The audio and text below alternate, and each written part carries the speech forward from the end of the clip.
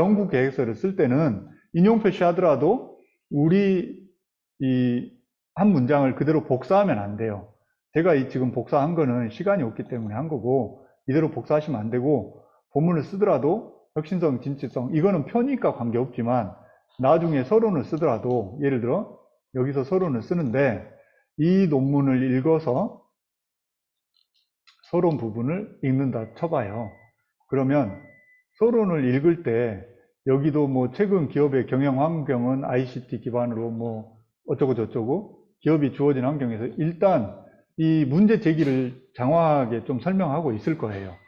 미국 경제학자 슈페터가 어떻게 얘기했고, 그 다음에 혁신 활동이 어떻고, 그러다가 이제 우리가 얘기하고자 하는 변인 관련해서 기업가 정신 얘기가 나오고 있죠. 그래서 자아라 얘기가 나오고 있고, 코빈, 슬래빈 얘기가 나오고 있고, 그러면 한국 경제에 대해서 얘기 나오고, 급변하는 기업가 정신, 이렇게 러프하게 읽는 거예요. 그러면 여기는 보니까 우선은 서론의 연구 계획서를 작성할 때 서론 부분에 아까 제가 얘기한 문제 제기, 연구 질문, 연구 필요성, 선행연구 흐름 관계, 우리 연구 차별성의 목적을 쓴다고 했을 때 범위 방법까지 이렇게 서론이에요.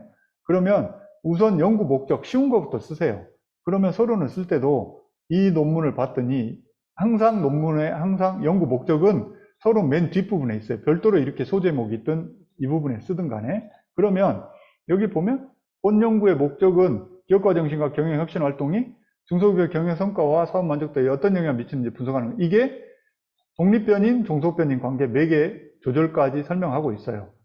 또한 해서 이 만족을 미치는 데 있어서 중소기업의 정책 기능과 경영 지원에 조절 효과를 파악하고자 한다. 여기까지가 목적이란 말이에요. 그러면 이것도 복사를 해서 여기다가 서론 읽을 때 선행연구 이 논문에다가 3장 연구 설계부터 해서 우선 연구 계획서를 작성하고 그 다음에 이제 연구 서론을 쓸 때 또다시 여기에다가 이거를 복사해서